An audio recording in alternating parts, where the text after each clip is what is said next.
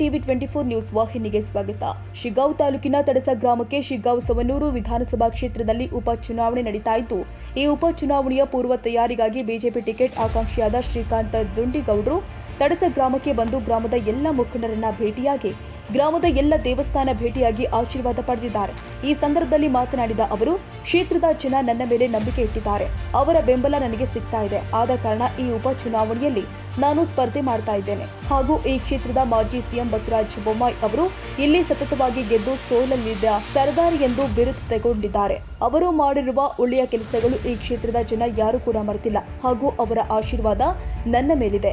ನನಗೆ ಅವರು ಜವಾಬ್ದಾರಿ ಕೊಟ್ಟಿದ್ದಾರೆ. ಅದಕ್ಕೆ ನನಗೂ ಒಂದು ಅವಕಾಶ ಕೊಡಿ ಅಂತ ಕ್ಷೇತ್ರದ ಜನರಿಗೆ ಮನವಿ ಮಾಡಿದ್ರು. ಹಾಗೂ ತಡಸ ಗ್ರಾಮದ ಜನ ಬಿಜೆಪಿ ಕಡೆಯಿಂದ ಶ್ರೀಕಾಂತ್ ದುಂಡಿಗೌಡರು ಅವರಿಗೆ ಟಿಕೆಟ್ ಸಿಕ್ಕರೆ ನಾವು ಸಂಪೂರ್ಣವಾಗಿ ಅವರನ್ನ ಬೆಂಬಲಿಸ್ತೀವಿ. ಹಾಗೂ ಅವರ ಜೊತೆ ನಿಂತು ಚುನಾವಣೆ ಮಾಡಿ ಅವರನ್ನು ಕೂಡ ಗೆಲ್ಲಿಸಿಕೊಂಡು ಬರ್ತೀವಿ ಅಂತ ಗ್ರಾಮದ ಜನ ವಿಶ್ವಾಸವನ್ನು ವ್ಯಕ್ತಪಡಿಸಿದ್ದಾರೆ. ನಮಸ್ಕಾರ ವೀಕ್ಷಕರೇ, ಶಿಗ್ಗಾಂವ್ ತಾಲೂಕಿನ ತಡಸ ಗ್ರಾಮಕ್ಕೆ ಶಿಗ್ಗಾಂವ್ ಸವನೂರು ವಿಧಾನಸಭಾ ಕ್ಷೇತ್ರಕ್ಕೆ ಸಂಬಂಧಪಟ್ಟಂತೆ ಉಪಚುನಾವಣೆ ನಡೀತಾ ಇದೆ.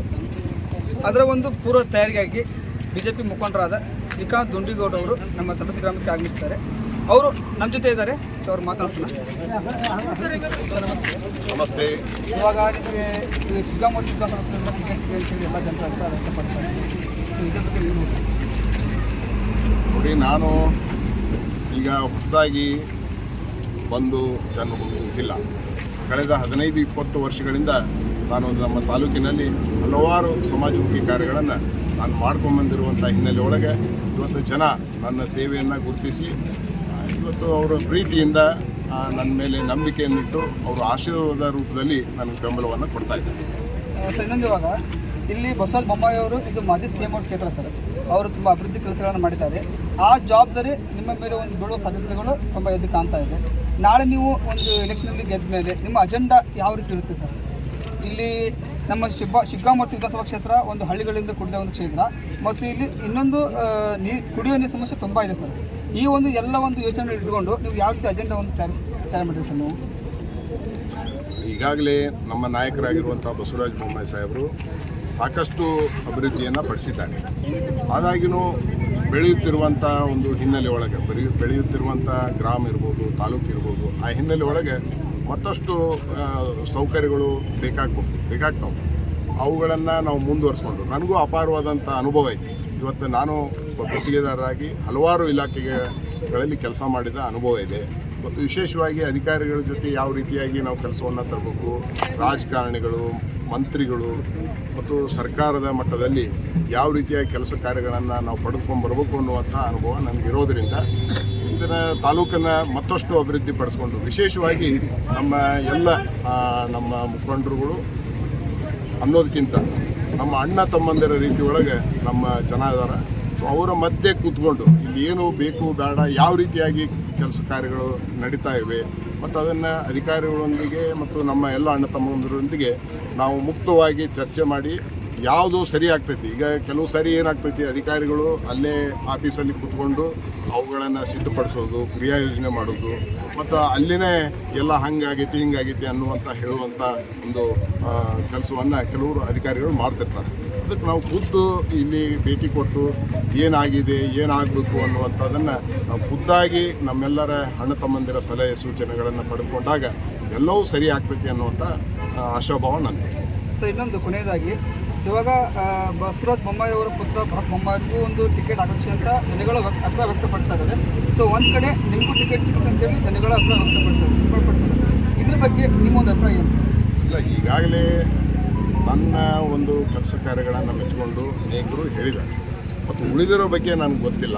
ಮತ್ತು ನಮ್ಮ ನಾಯಕರು, ನಾನು ಈಗಾಗಲೇ ಹೇಳಿದ್ದೀನಿ, ಅವರು ನಮ್ಮ ಏನು ಬರುವಂಥ ಉಪಚುನಾವಣೆ ಧರ್ಮಯುದ್ಧ ಇದ್ದ ಹಾಗೆ ನಮ್ಮ ನಾಯಕರು ಕೃಷ್ಣನ ಪಾತ್ರದಲ್ಲಿ ಇರ್ತಾರೆ ಮತ್ತು ಅರ್ಜುನನ ಪಾತ್ರದಲ್ಲಿ ನಾವು ಇದ್ದು ಈ ಒಂದು ಉಪಚುನಾವಣೆ ಅಂದರೆ ಧರ್ಮಯುದ್ಧವನ್ನು ನಾವು ಗೆದ್ದು ಈ ಕ್ಷೇತ್ರದ ಜನರ ರಕ್ಷಣೆ ಮತ್ತು ಅಭಿವೃದ್ಧಿ ಮತ್ತು ಐಕ್ಯತೆಯನ್ನು ಕಾಪಾಡ್ಕೊಂಡು ನಾವು ಹೋಗ್ತೀವಿ ಅನ್ನುವಂಥ ಮಾತನ್ನು ನಾನು ಭಾಳ ಭರವಸೆಯಿಂದ ಹೇಳ್ತೀನಿ.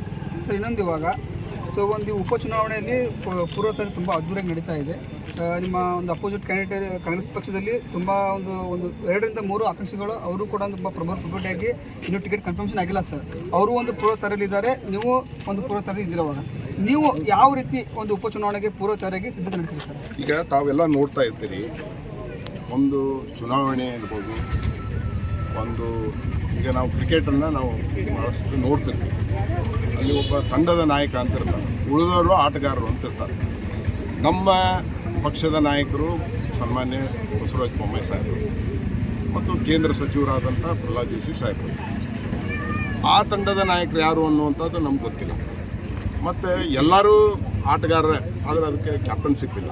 ಹೀಗಾಗಿ ಅದು ಮನೆಯೊಂದು 3 ಬಾಗಿಲಲ್ಲ 9 ಬಾಗಿಲಾಗಿ ಅವರು ಕೆಲಸವನ್ನು ಮಾಡ್ತಾಯಿದ್ದಾರೆ. ಮತ್ತು ನಮಗಿರುವಂಥ ಸ್ಪಷ್ಟತೆ, ನಮಗಿರುವಂಥ ನೀಲನಕ್ಷೆ ಮತ್ತು ನಮಗೇನಿರುವಂಥ ಕನಸುಗಳು ನಾವು ಜನರ ಮುಂದಿಟ್ಟಿದ್ದೀವಿ. ಈಗಾಗಲೇ ಮತ್ತು ನಾವು 10 ವರ್ಷದಿಂದ ನಾವು ಮನೆಯಲ್ಲಿ ಕೂತಿಲ್ಲ, ನಾವು ಕೆಲಸ ಕಾರ್ಯಗಳನ್ನು ಮಾಡಿಕೊಂಡು ಜನರ ಮಧ್ಯೆ ಇದ್ದು ನಮ್ಮ ನಾಯಕರ ಜೊತೆ ಪ್ರತಿಯೊಂದು ಹಳ್ಳಿ ಪ್ರತಿಯೊಂದು ಇದಕ್ಕೂ ನಾವೆಲ್ಲ ಭೇಟಿ ಕೊಟ್ಟು ಮತ್ತು ಸತತವಾಗಿ ನಾವು ಫೀಲ್ಡ್ನಲ್ಲಿದ್ದೀವಿ. ಮತ್ತು ವಿಶೇಷವಾಗಿ ಇನ್ನೊಂದು, ಇವತ್ತು ತಡಸ್ ಗ್ರಾಮದ ಬಗ್ಗೆ ಹೇಳ್ಬೇಕಂತಂದರೆ, ಇದು ತಡಸ್ಪ ಗ್ರಾಮ ಒಂದು 3-4 ತಾಲೂಕಿನ ಮಧ್ಯನೂ ಐತಿ, ಒಂದು 2-3 ಜಿಲ್ಲೆ ಮಧ್ಯೆ, ಅಂದರೆ ಕೇಂದ್ರ ಸ್ಥಾನ. ಹೀಗಾಗಿ ಕೆಲವೇ ಒಂದು ತಿಂಗಳಲ್ಲಿ ಇದು ನಗರವಾಗಿ ಪರಿವರ್ತನೆ ಆಗ್ತೈತಿ, ಅಂದರೆ ಮೇಲ್ದರ್ಜೆಗೆ ಇರ್ತೈತಿ.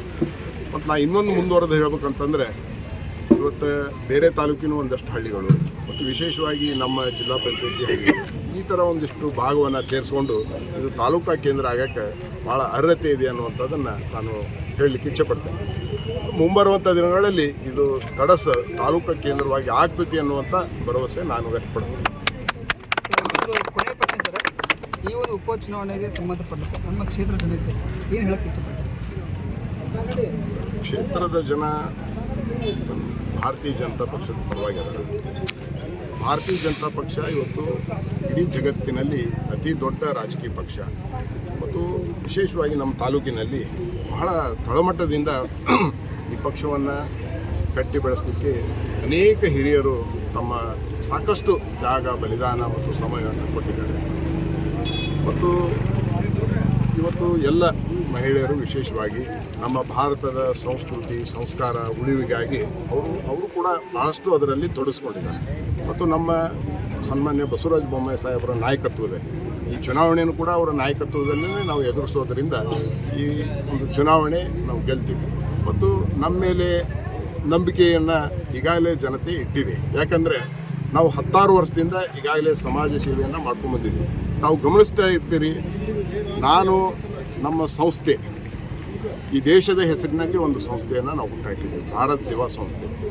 ನಾನು ಬೇರೆ ಇಡ್ಬೋದಿತ್ತಲ್ಲ, ಯಾವುದಾದ್ರು ಒಂದು ರಾಕಿಂಗ್ ಸ್ಟಾರ್ ಅಂತ ಇಡ್ಬೋದಿತ್ತು, ಇನ್ಯಾವುದೋ ಬೇರೆ ಇಡ್ಬೋದಿತ್ತು. ಆದರೆ ಸೇವೆ ಅನ್ನುವಂಥದ್ದನ್ನು ಅದನ್ನು ನಾವು ಮೊದಲಿಂದನೂ ಮಾಡ್ಕೊಂಡ್ಬಂದಿದ್ದೀವಿ. ಈಗ ನಮ್ಮೆಲ್ಲ ಹಿರಿಯರು, ನಮ್ಮ ನಾಯಕರು ಈಗಾಗಲೇ ಅದ್ರ ಬಗ್ಗೆ ಸಾಕಷ್ಟು ಮಾತಾಡ್ಕೊಂಡು ಬಂದಿದ್ದಾರೆ. ಹೀಗಾಗಿ ನಮ್ಮ ಸೇವೆ ಅನ್ನುವಂಥ ಒಂದು. ನಮಸ್ಕಾರ ಪ್ರಿಯ ವೀಕ್ಷಕರೇ, ಇಂದು ತಡಸ ಗ್ರಾಮಕ್ಕೆ ಬಿಜೆಪಿ ಟಿಕೆಟ್ ಆಕಾಂಕ್ಷಿಯಾದಂಥ ಶ್ರೀಕಾಂತ್ ದೊಂಡಿಗೌಡರು ಬಂದಿದ್ದರು. ಇಲ್ಲಿ ಸುಮಾರು ಪಬ್ಲಿಕ್ ಇದೆ. ಸೊ ಅವರು ಒಂದು ಅಭಿಪ್ರಾಯ ಯಾವ ರೀತಿ ಇದೆ, ಯಾರಿಗೆ ಬಿಜೆಪಿಯಲ್ಲಿ ಯಾರಿಗೆ ಟಿಕೆಟ್ ಸಿಕ್ಕರೆ ಒಂದು ಉತ್ತಮ ಅಭಿಪ್ರಾಯ ಇದೆ ಮತ್ತು ಯಾವ ರೀತಿ ಅಂತ ಅವರದ್ದೇ ಕೇಳೋಣ. ನಮಸ್ತೆ. ಈ ಒಂದು ಉಪಚುನಾವಣೆ ನಡೀತಾ ಇದೆ. ಬೊಮ್ಮಾಯಿ ಅವರು MP ಆಗಿ ಹೋದ್ಮೇಲೆ ಉಪಚುನಾವಣೆ ನಡೀತಾ ಇದೆ. ಈ ಒಂದು ಬಿಜೆಪಿ ಒಳಗೆ ಯಾರಿಗೆ ಟಿಕೆಟ್ ಸಿಕ್ಕರೆ ಒಳ್ಳೆಯದು? ದುಂಡೇಗೌಡರಿಗೆ ಕೊಟ್ಟರೆ ಭಾಳ ಚಲೋ ಆಗ್ತದೆ. ಶ್ರೀಕಾಂತ್ ತಾಲೂಕುಗಳಿಗೆ ಅವ್ರಿಗೆ ಕೊಟ್ಟು ಓಟ್ ಹೆಚ್ಚಿಗೆ ಐತ್ರಿ. ನಮ್ಮದು ಆಸೆ ರೀ. ಅವ್ರಿಗೆ ಸಿಗ್ಬೇಕಂತ ಅವ್ರಿಗೆ ಸಿಕ್ಕರೆ ಅವ್ರನ್ನೆಲ್ಲ ಓಟ್ ಮಾಡ್ತಿಲ್ಲ. ಅವ್ರಿಗೆ ಅವ್ರ ಪರವಾಗಿ ನಾವು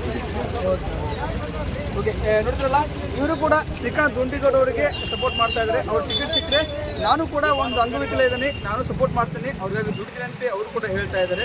ಸೊ ಎಲ್ಲರೂ ಒಂದು ಅಭಿಪ್ರಾಯ ಇದ್ದಂಗೆ ಅವ್ರಿಗೆ ಟಿಕೆಟ್ ಸಿಗಲಿ, ಅವರು ಮುಂದೆ ಚುನಾವಣೆಯಲ್ಲಿ ಗೆಲ್ಲಿ.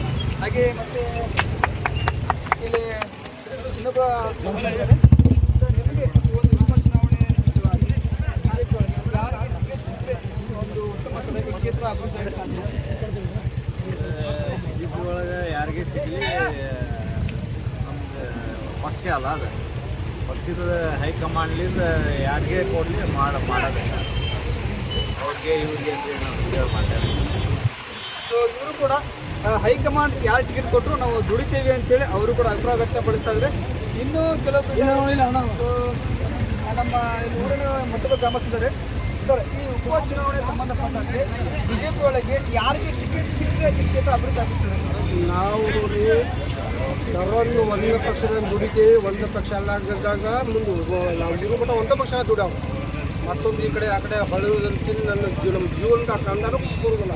ನಮ್ಮ BJP ಸರ್ಕಾರ ಅಭಿವೃದ್ಧಿ ಮಾಡಿದ್ವಿ, BJP ಸರ್ಕಾರ ನಾವು ಮಾಡವು. ಯಾರೋ ಟಿಕೆಟ್ ಸಿಕ್ಕರು ನಾವು BJPನೇ ಮಾಡವು. ಈ ದುಂಡಿ ಸಿಕ್ಕರು ಅಗದಿ ರೂಪಾಯಿನೂ ದುಡೋರು. ಇವರು ಕೂಡ ಅದೇ ರೀತಿ ಆಶೆಯನ್ನು ಅಭಿವೃದ್ಧಿ ಕೆಲಸ ಮಾಡಾಕಂತಾರ ಅಂದ್ಮೇಲೆ ನಾವು BJP ಬಿಟ್ಟು ಯಾವ ಮಾತು ಕೇಳಿದ್ರು ನಮ್ಮ ಮನ್ಯಾಗ ಮಾತು ಕೇಳಿದ್ರು ಅಸರ ನೋಡಿಲ್ಲ ಪ್ರೇಕ್ಷಕರೇ, ಯಾವ ಪಕ್ಷಕ್ಕೂ ನಾವು ಮುಖನೂ ತೋರಿಸೋದಿಲ್ಲ. ಎಲ್ಲರೂ ಕೂಡ ಬಿಜೆಪಿಯಿಂದ ಯಾರೇ ಒಂದು ಪೈಪೋಟಿ ಮಾಡಿದ್ರು ಅವರು ನಾವು ಶ್ರಮಕ್ಕಾಗಿ ದುಡಿತೀವಿ ಅಂತ ಹೇಳ್ತಾ ಇದ್ದಾರೆ. ಸಿಕ್ಕಿದ್ರೆ ಇನ್ನೂ ಉತ್ಸಾಹ ದುಡಿತೀವಿ ಅಂತ ಹೇಳಿ ಇದಕ್ಕೂ ಕೂಡ ಅಭಿಪ್ರಾಯ ವ್ಯಕ್ತಪಡ್ತಾ ಇದ್ದಾರೆ. ಹೇಳ್ರಿ ಲಾಲಾಪಲ್ಲ ನೋಡೋಣ ಇನ್ನೂ ಅಭಿಪ್ರಾಯ ವ್ಯಕ್ತಪಡ್ತಾ ಇದ್ದಾರೆ. ನಿಮಗೆ ಈ ಕ್ಷೇತ್ರಕ್ಕೆ ಸಂಬಂಧಪಟ್ಟಂತೆ ಬಿಜೆಪಿ ಒಳಗೆ ಯಾರಿಗೆ ಟಿಕೆಟ್ ಸಿಕ್ಕರೆ ನೀವು ಈ ಕ್ಷೇತ್ರ ದುಡ್ಡು ನೋಡ್ರಿ ಯಾಕೆ ಕೊಡಬೇಕು? ಅಭಿವೃದ್ಧಿ ಮಾಡ್ತಾ ಇದ್ದಾರೆ ಎಲ್ಲ ಅವ್ರಿಗೆ ಎಲ್ಲ ಮಾಹಿತಿ ಇದ್ದಿದ್ರು, ಅನುಭವ ಐತಿ. ಬಟ್ ಅಭಿವೃದ್ಧಿ ಮಾಡ್ತಾ ಹೋಗೋಲ್ಲ.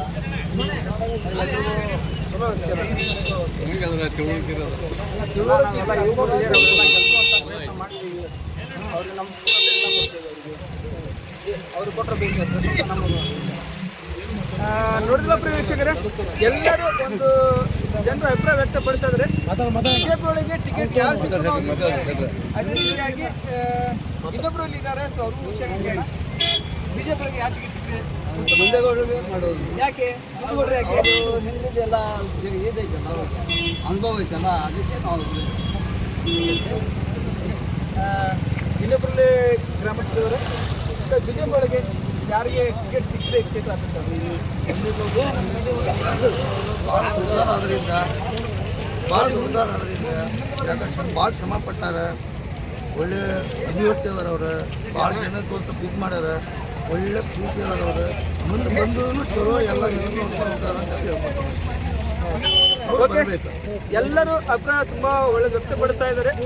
ಈ ಕ್ಷೇತ್ರಕ್ಕೆ ಬಿಜೆಪಿ ಪರವಾಗಿ ಯಾರಿಗೆ ಟಿಕೆಟ್ ಸಿಕ್ಕರು ನಾವು ದುಡಿತೇವೆ. ಅದರಲ್ಲಿ ಶ್ರೀಕಾಂತ್ ದೊಂಡಿಗೌಡರಿಗೆ ಟಿಕೆಟ್ ಸಿಕ್ಕರೆ ಎಲ್ಲ ಯುವಕರು ಒಂದಾಗಿ ಉತ್ಸಾಹಕರಾಗಿ ದುಡಿದು ಅವ್ರನ್ನ ಗೆಲ್ಲಿಸ್ತೇವೆ, ಈ ಕ್ಷೇತ್ರಕ್ಕೆ ದುಡಿತೇವೆ ಅಂತೇಳಿ ಎಲ್ಲರೂ ಅಭಿಪ್ರಾಯ ವ್ಯಕ್ತಪಡ್ತಾ ಇದ್ದಾರೆ. ಇದು TV24 Kannada news, cameraman Chittoor ಜೊತೆ ಪ್ರಭು.